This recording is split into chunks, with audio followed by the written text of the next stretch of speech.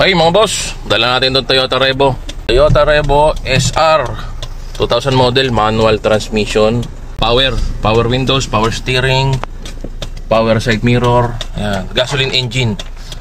Punta tayo ngayon ng Santo Tomas, Batangas para ma-testing natin to kung hindi to nag-overheat. Okay, let's go!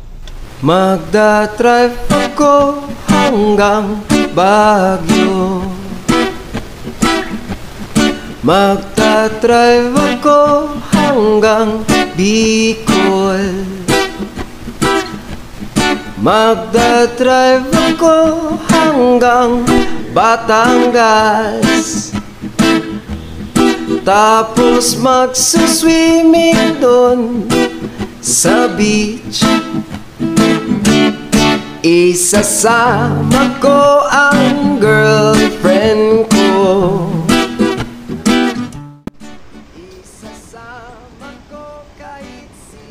Okay, dito na tayo.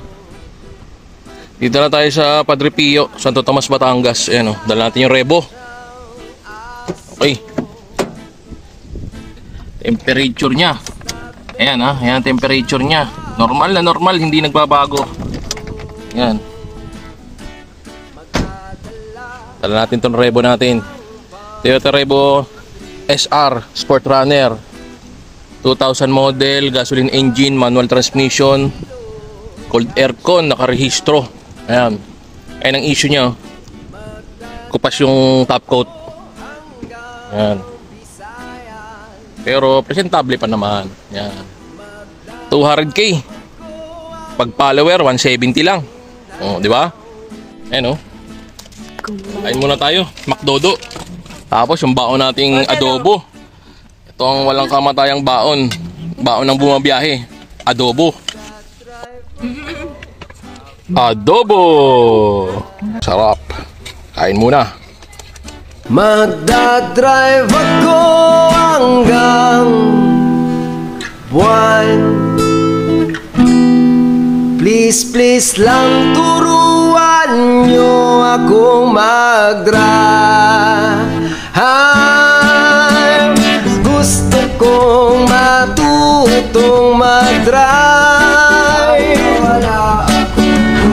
Gusto kong matutong mag-drive. Dito pa rin tayo sa Kalisada.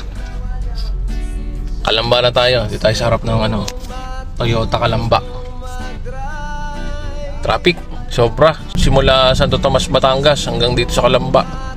Traffic. O yan, temperature nya hindi nagbabago. Ganyan lang siya. Test drive ko na yung dapat nyo iti-test drive. Ayan, tested na to.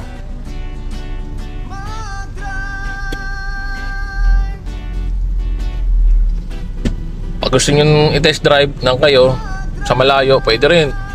Samahan ko kayo. Basta sagot nyo yung gas.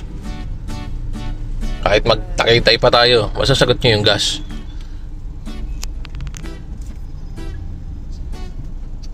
Drive.